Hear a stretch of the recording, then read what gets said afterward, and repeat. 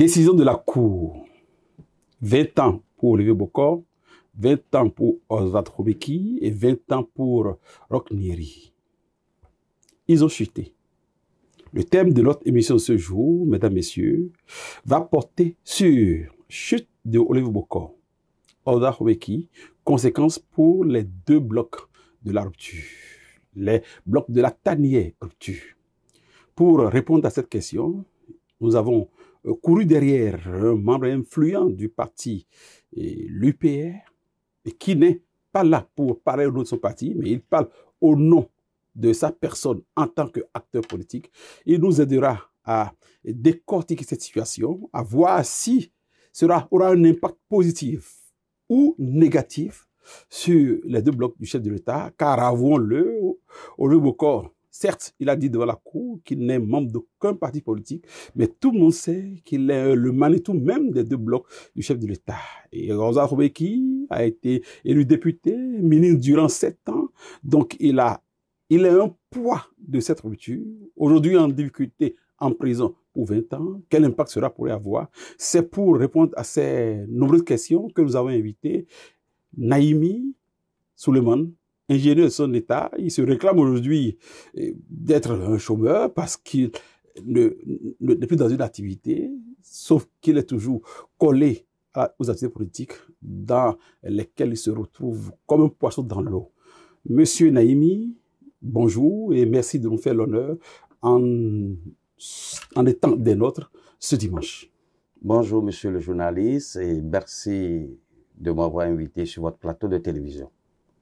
Comme je le disais à l'entame, j'avais même oublié de préciser aux téléspectateurs, aux internautes qui nous suivent que nous sommes en train d'animer cette émission Confidence dans le Noir depuis les studios Honorable Rouekbian, que nous saluons par ailleurs. Et nous allons venir à nos moutons, comme on le dit, le thème de l'émission. Monsieur Olivier Bokor et Monsieur Ozat Robeki, deux personnalités très influentes de votre mouvance, sont tombés. Ils sont tombés parce que la justice, dans sa délibération, les a condamnés pour 20 ans. Quel impact cela peut avoir sur votre mouvance? Parce que vous réclamez plus de la mouvance et c'est un peu comme de l'UPR. Merci, cher ami Boubacar Takou. Merci. Un nom fétiche qui est vraiment très connu et qui a beaucoup fait pour la presse béninoise et qui continue d'ailleurs. Inch'Allah. Et je pense que pour ceux qui ont vu le début de votre parcours et à l'étape à laquelle vous êtes aujourd'hui, on ne peut que rendre grâce et gloire à Dieu et dire que vous êtes vraiment un vrai combattant. Merci. Et ça, c'est bien sûr à l'entame, en attendant que je puisse répondre à votre question. Merci. Et dire que vous avez encore de beaux jours à faire dans cette profession. Grâce à Dieu. Et je pense que continuez sur votre bon et droit chemin. Dieu pourvoira et que vous irez très loin. Inch'Allah. Et vous allez pouvoir passer la main à la génération montante. Dans 30 ans. Par la grâce de Dieu. Merci. Avec les cheveux blancs et la barbe blanche, bien sûr. Merci. Merci, cher ami. Pour en revenir à votre question, ma foi, qui est une question très pertinente, je pense que nous devrions d'abord remonter vers le courant du mois de septembre, où cette affaire a éclaté. Je pense 23 septembre 24. Un mardi au petit matin. Et quelques heures après, nous avons vu des communiqués qui sont sortis des blocs politiques. Et celui qui m'a beaucoup plus retenu l'attention, c'est celui des démocrates, qui, ma foi, se demandaient si ce n'était pas un coup monté, si ce n'était pas des accusations sans fondement qui étaient envoyées vers les personnes incriminées. Et donc, au même moment, les deux blocs, l'UPR et le bloc républicain, ont un tant soit peu condamné la tentative de remise en cause du processus démocratique. Oui, et ces deux blocs, les deux blocs, on parlait politique parce qu'il n'y avait pas certes, il n'y avait pas encore de procès preuves, pour qu'on dise que ces deux personnes sont réellement dans cette dynamique. Il n'y avait pas de procès et il n'y avait rien, mais souffrait quand même qu'il y avait quand même une sortie du ministère public, du procureur spécial Mario Metonou. Mario Metonou, qui a montré des preuves, des valises bourrées d'argent, une photo comment on appelle, de ce qui a été fait dans une institution d'assurance en Côte d'Ivoire, etc., etc. NCA en Côte d'Ivoire, et tout ça là. Mais les deux blocs se sont réservés de condamner, comment on appelle, d'accuser en même temps les deux personnes, voire les personnes incriminées. Mais force est de constater que le bloc, comment on appelle, le parti, les démocrates, eux n'ont pas voulu un tant soit peu condamner l'acte. Ils ont fait aussi de la politique. Ils ont fait de la politique, mais tout en se disant, est-ce que ce n'était pas véritablement du discrédit, est-ce que ce n'était pas encore un coup monté par la mouvance présidentielle et à sa tête le chef de l'État. Même l'opinion publique était tout à fait douteuse, se posait des questions. Quand on faisait un sondage, quand on prenait 10 Béninois, il y avait au moins 9 qui se demandaient, est-ce que ça là, c'est pas encore un coup monté? Est-ce que beaucoup de questions et d'interrogations. L'idée qui sous-tend le coup monté, oui. Est-ce que c'est pas qu'il pense que le président voulait victimiser son ami pour le ramener encore très vieille justement, comme candidat? C'est le fond même de l'inquiétude qui planait dans les esprits des Béninois. Est-ce que ce n'est pas de procéder à la victimisation de son ami et de son frère Olivier Bokor pour pouvoir lui permettre, après quelques mois, quelques semaines, quelques mois, faire un simulacre de procès, le faire sortir, voilà, au Sénégal et Choula, comme on appelle, et Sonko, avec Macky Sall, et après le faire sortir, et ça va le rendre populaire, et comme ça, il pourra gagner facilement les élections des présidentielles de mai 2026. Et donc, autant d'interrogations, et je dis que aujourd'hui, tout est clair. Tout est clair parce que il y a eu des aveux, il y a eu des preuves. Des gens se sont prononcés. À la barre, le chauffeur a parlé, le comptable a parlé, le comptable de Rocknery a parlé, le DAF a parlé. Les deux principaux accusés ont refusé de parler, mais on a eu à procéder à la lecture de leurs auditions avant leur déposition, avant leur inculpation. Et donc, tout ça l'a réuni. Surtout, celui qui, quand on voit entre la déclaration de Olivier Bokor et celle de Omeki, il y a contradiction. Olivier Bokor qui dit, les 1,5 milliard, c'est pour ouvrir des sociétés et pouvoir financer les activités. Oui. Omeki qui dit, les 1,5 milliard, c'est pour pouvoir financer les structures de OB26. Alors que, normalement, les deux sont ensemble. Les deux travaillent ensemble. Et avec ces deux déclarations contradictoires. Et le coup de Somos, c'est la déclaration de celui qui a contribué à ouvrir le compte à la banque NCA et à Chola, en Côte d'Ivoire. Oui, l'ancien gestionnaire de compte de Omeki, qui est à la tête d'une structure d'assurance en Côte d'Ivoire. Tout à fait. Qui a fait savoir, oui, que, en réalité, que c'est pour ouvrir le compte pour le colonel Thévo Edjere. Et donc, l'assurance vie, et que c'est un compte qui devrait recevoir 105 millions. Et pour l'instant, il n'y a que 55 millions qui ont été versés. Oui. Et que de faire un simulacre pour faire croire à l'autre, au grand frère, que c'est 105 millions. Tout ça l'a réuni. Qui est le grand frère dans ces conditions? Bon, je pense que nous qui sommes de la mouvance présidentielle, nous savons qui nous appelons communément grand frère. Bon, nous qui ne sommes pas de la mouvance, c'est qui? Bon, le grand frère, je pense que le colonel l'a dit, c'est Olivier Bokor, que nous appelons communément, nous tous, grand frère, grand frère. Et d'autres l'appellent même parrain.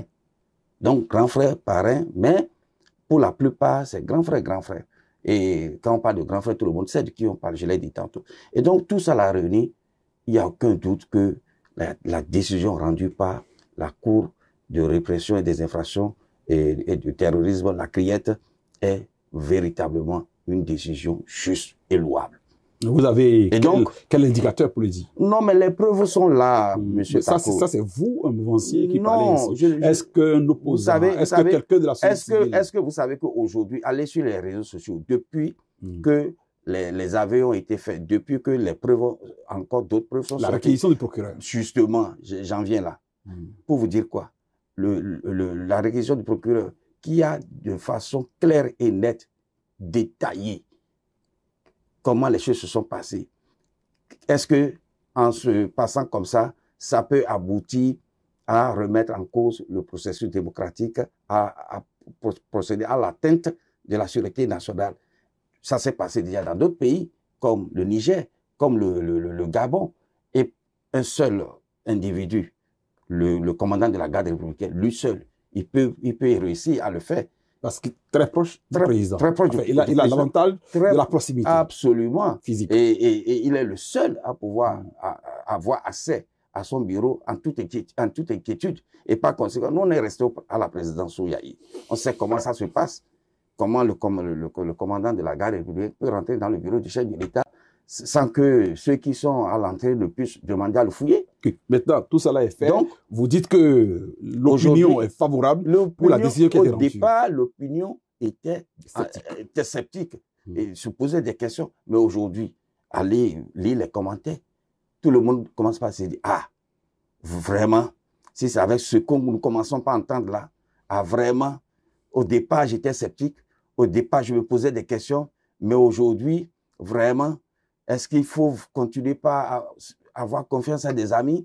Est-ce qu'il faut continuer toujours pas à se dire que des jeunes peuvent être promus à des postes de responsabilité et que ceux-là pourront désormais eux aussi faire leurs expériences et servir la République? Autant de questions que les gens se posent aujourd'hui sur les réseaux sociaux. Et quand vous faites le sondage aujourd'hui, au moins 98 à 99% de la jeunesse, voire de la population béninoise, se dit, tiens, nous qui pensions que c'était un canular, nous qui pensions que c'était un montage, aujourd'hui, nous en sommes convaincus que ce qui était en train d'être formaté est une réalité tangible. Conséquence? Et par conséquent, je puis dire que l'opinion publique aujourd'hui, contrairement à ce qu'elle avait comme on appelle pressentiment au départ, estime qu'aujourd'hui, au niveau des deux blocs de la mouvance et de la mouvance, à savoir l'UPR et le BN, qui étaient pratiquement un peu en porte-à-faux, aujourd'hui sont presque portés en triomphe. Oui, mais quand on parle de la mouvance, on ne peut pas occulter que le parti de Jacques Ayadi, Mouel Bénin, et celui de Mme Claudine Prudencio sont aussi des éléments du grand bloc. Je n'en doute point, parce que, qu'on le veuille ou non, c'est des blocs qui travaillent eux aussi à pouvoir soutenir. Encore que leurs chefs respectifs sont aujourd'hui des ministres du gouvernement. À soutenir les actions du gouvernement. Et vous venez de le dire, ils sont partie prenante à l'exécution de tous les projets, de tout ce qui est contenu dans le PAGD. Et donc, c'est dire que leurs militants, eux aussi, en avaient souffert. Mais aujourd'hui, ils peuvent sortir et avoir la tête haute et se dire que, en son temps, on vous avait dit que ce qui se passait, ce qui se tramait, était trop sérieux, voire compliqué pour procéder à l'atteinte à la sûreté nationale. Aujourd'hui, les preuves sont là.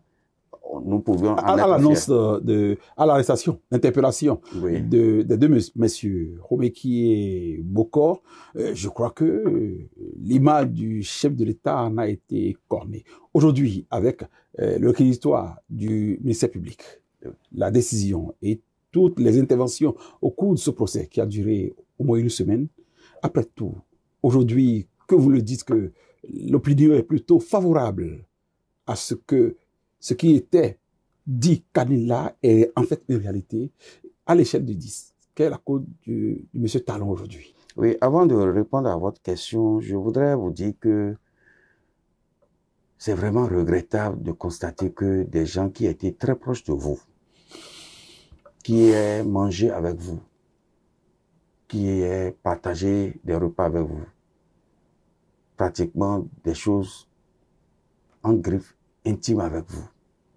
Parce que quand je le dis, j'en suis un témoin. j'ai vu les deux ensemble. Je voudrais vous rappeler que c'est moi qui ai été le coordonnateur de campagne de Patrice Talon, du président Patrice Talon à Cotonou en 2016. Et vous êtes au chômage aujourd'hui? Bon, c'est pas encore là, c'est pas encore grave. Parce qu'on sait que c'est quelqu'un qui est très reconnaissant et qui sait certainement que au moment opportun, il fera ce qu'il va faire. Donc, opportun, nous sommes déjà à la fin. Non, même à un jour avant son départ, si quelque chose est possible, il le fera. Oui, dites que vous étiez. Donc, j'étais là, j'étais témoin. Les deux, ils étaient plus que des amis. À la limite, je dirais des frères. Et c'est vrai que je suis rentré dans le système par le canal du président Patrice Talon. Pas par celui d'Olivier Bocor. Non, c'est le président Patrice Talon qui m'a recommandé à Olivier Bocor. C'est ça la vérité, monsieur le journaliste. Et donc, tout ce qui s'était passé à Cotonou en son temps, j'étais pratiquement au cœur, informé. J'étais à les... Ça, c'était avant la présidentielle, avant la présidentielle 2016. En 2015-2016. Oui. Et donc, que c'est ce dernier, je voudrais parler d'Olivier Bocor, qui est pratiquement comme un frère à lui, venait à se retrouver dans de pareilles situations. Je dis que je plains le chef de l'État, là où il est. Il doit être en train de souffrir dans sa peau. Il doit être en train de se demander, mais quelle mouche l'a piqué? Mais pourtant, on s'est bien entendu sur comment les choses doivent se faire. Avec qui ça doit se faire. Je vous dis, monsieur le journaliste, quand le président Patrice Talon, en son temps, voulait faire quoi que ce soit, je dis bien quoi que ce soit, quand il est assis comme ça, celui qui est assis à sa droite avait pour nom Olivier Bocor. C'est la vérité. Et mieux, quand le président Talon vous confie des missions, quand vous venez pour lui rendre compte, il est occupé, il dit, allez voir Olivier. Sachez que si c'est Olivier qui est là, c'est moi qui suis là. Donc, je ne voudrais pas être à sa place aujourd'hui, le président Patrice Talon. Il serait en train de souffrir dans sa peau, dans sa chair. Souffrir pour avoir perdu un ami. Un ami, pour avoir perdu un ami. Sinon deux. Non. L'autre est dans son pour fils. Le cas de Omeki, Oswald Omeki, je crois que le procureur spécial a dit. Oswald était même considéré comme étant son fils. Il a précisé le plus aimé. Le plus aimé de ses ministres. De ses ministres. C'est de ça qu'il s'agit. Donc, vraiment, contrairement à ce que certains peuvent penser que le président Patrice Talon serait en train d'applaudir, serait content aujourd'hui, là où il est, son état d'âme, je ne voudrais pas être à sa place. Parce que il faut être un homme de cette dimension pour comprendre et les avoir pratiqués, pour comprendre un peu les liens qui existaient entre eux.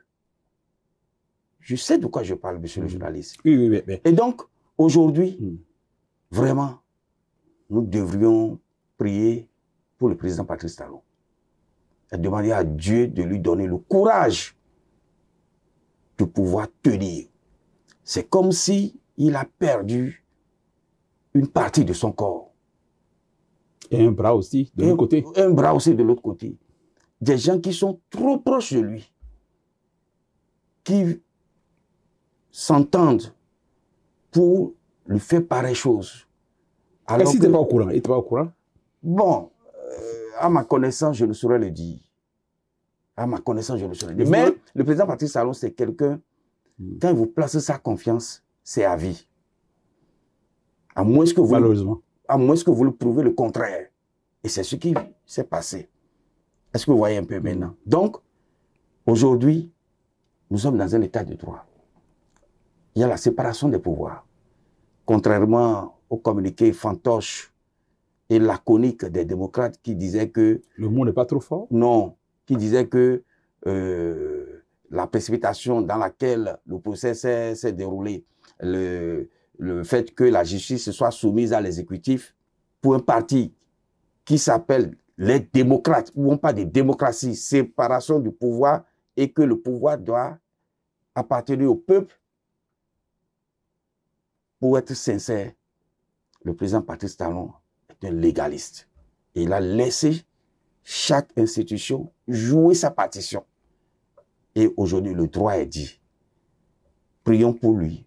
Prions pour qu'il ait le courage de pouvoir continuer de finir en beauté j'ai une question. Ce deuxième mandat. J'ai une question. Vous avez dit tout à l'heure qu'il serait désemparé, qu'il n'aurait pas le moral, qu'il serait très déçu d'avoir perdu 2 hommes.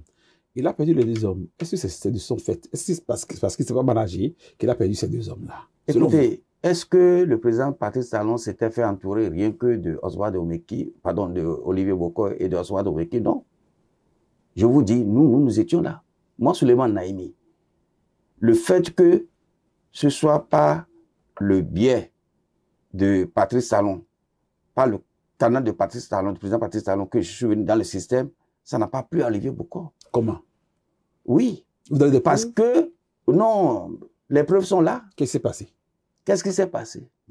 En 2016, quand on a fini, on a gagné, on est allé me mettre au garage. On est allé me mettre au garage. Et c'est Olivier qui a fait ça. Qu'est-ce que vous lui avez fait de mal? Parce que il avait des projets, il avait des objectifs.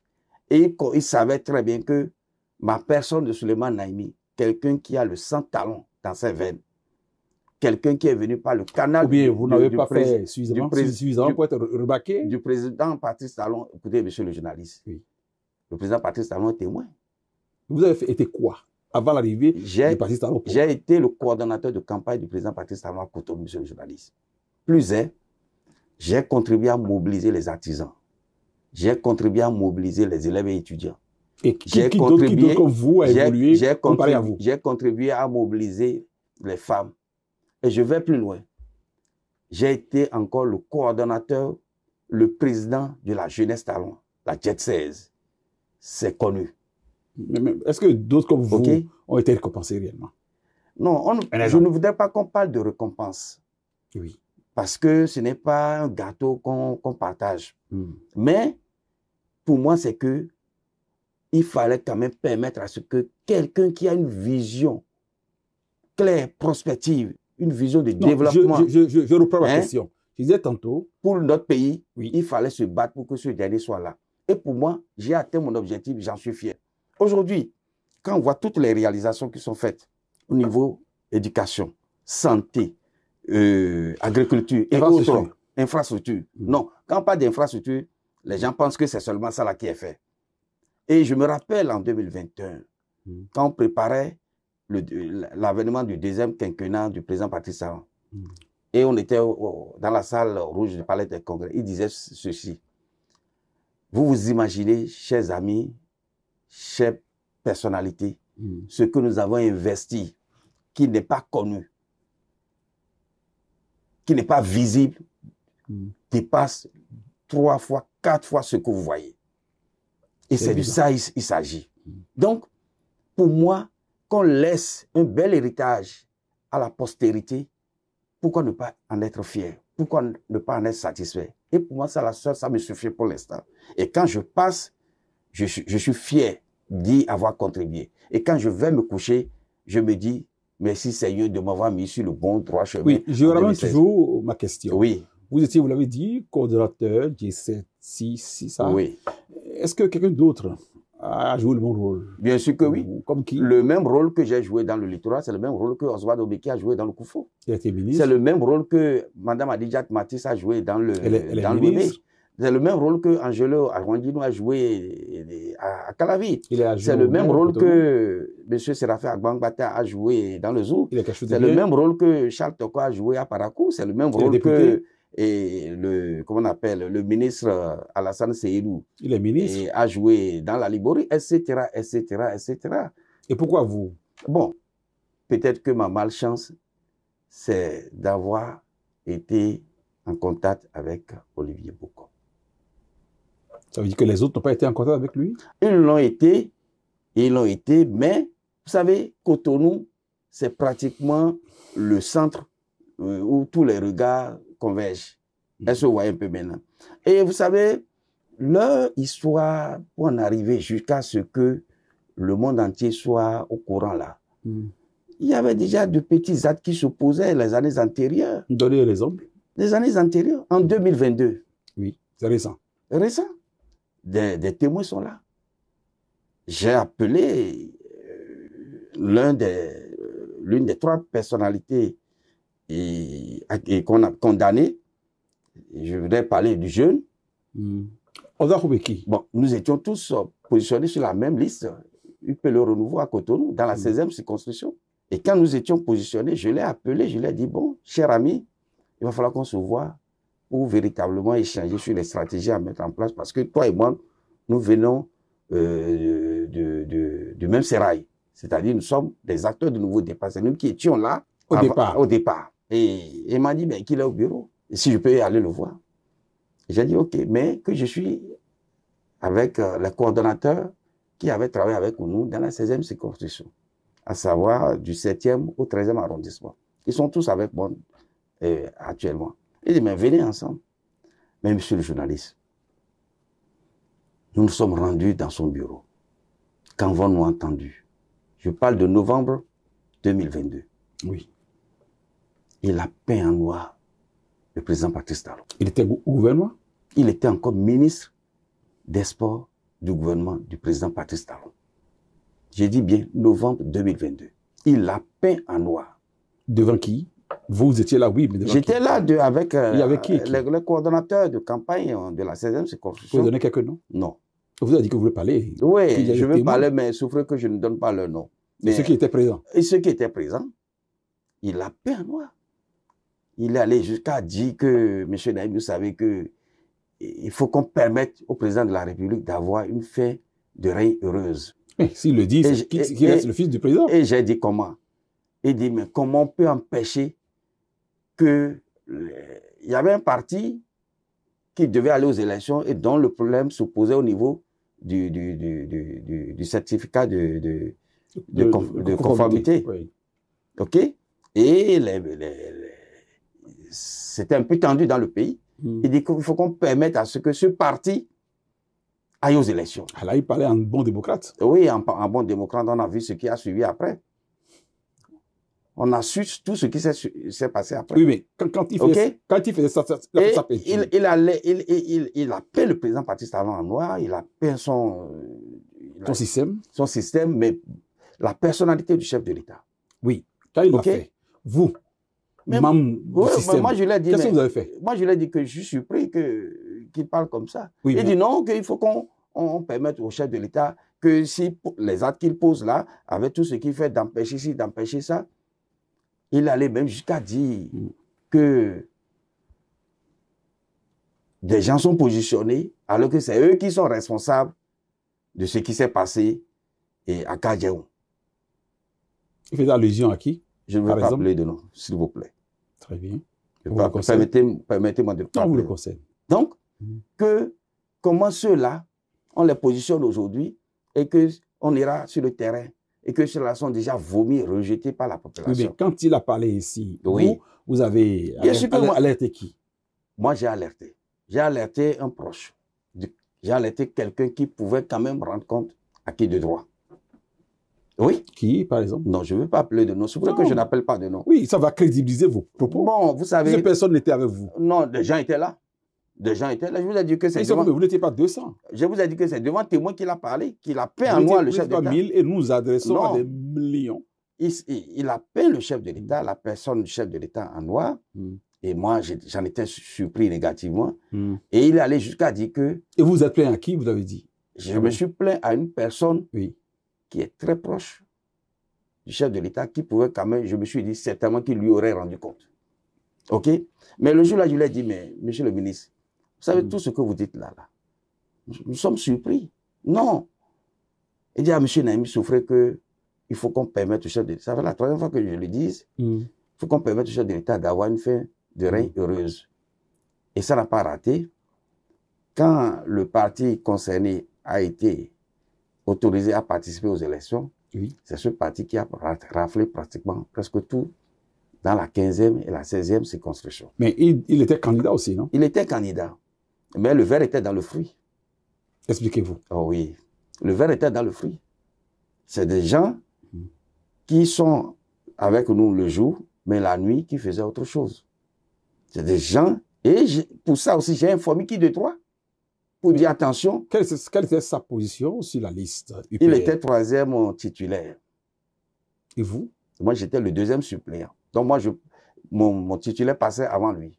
Vous voyez un peu. En fait, ma présence ici, ce n'est pas forcément de nuire à quelqu'un, ou de faire du mal à quelqu'un, ou de remuer le couteau dans la plaie, monsieur le journaliste. Mais il faut quand même en arriver à se dire que la jeunesse doit tout faire pour être patiente et se battre de sorte que son heure arrive afin qu'elle puisse véritablement faire asseoir tout ce qu'elle a appris et passer le témoin après. Oui, et ne jamais chercher à mettre quand vous parlez de jeunesse, la charrue devant les bœufs. Vous, Naïmi, vous êtes d'un âge bien donné. Vous êtes jeune, vous? Oui. Vous classez dans cette jeunesse-là? Bien sûr que oui. Donc vous allez patienter alors? C'est pour ça, d'ailleurs, tout à l'heure, vous me dites que je suis au chômage, je n'ai rien eu, tout ça là, et que je ne me plains pas. Je vais me plaindre pourquoi? Je vous ai dit, j'ai déjà eu une satisfaction morale. Et que celui que je suis, celui qui m'a fait venir dans le système, c'est quelqu'un qui est très reconnaissant vis-à-vis, envers ses amis. Ça, parce que avant de pouvoir être à ses côtés en politique, j'ai été son proche collaborateur dans la vie professionnelle, monsieur le journaliste. C'est peut-être ce que vous ne savez pas. Vous parlez de qui? Le président Patrice Talon. J'ai été son collaborateur. J'ai eu à travailler dans plusieurs de ses entreprises. Oui. Et donc, c'est un personnage que je connaissais depuis des années, depuis les années 1990. Donc, je le connais, je connais son tempérament. Donc, sachant très bien que c'est quelqu'un qui est très reconnaissant, qui, même si vous pensez qu'il ne pense pas à vous, lui pense à vous. Pense à vous. Et par conséquent, restez calme, restons sereins pour pouvoir en son temps.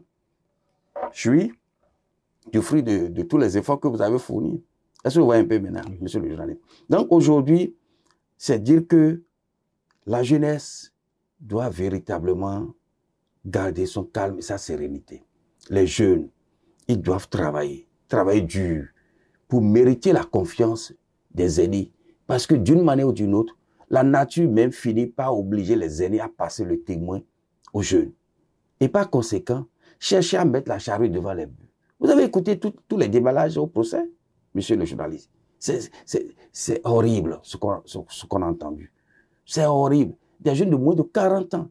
Grosso modo. Qui s'adonnent à de pareils actes. Qui de Olivier Bokor et de Robeki tirait l'autre?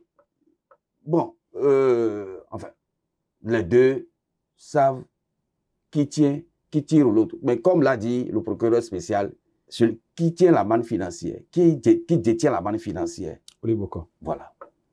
Donc, l'autre, quand il finit, il dit qu'il va rendre compte au grand frère.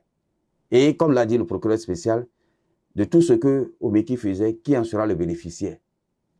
Olivier Bokor. Donc, cher invité. Donc, on a fait le bilan pour voir combien gagne Olivier Bokor par an. On a fait le bilan pour voir ce que gagne Omeki aussi par an. Tout est clair. Non, pour Omeki, on peut le savoir, mais pour Olivier Bokor, qui est l'opérateur économique. Mais lui, il a dit qu'il gagne 4 milliards par an. 4 milliards. Ouais, il a dit, ça fait partie. Et vous, son ami, vous êtes à combien?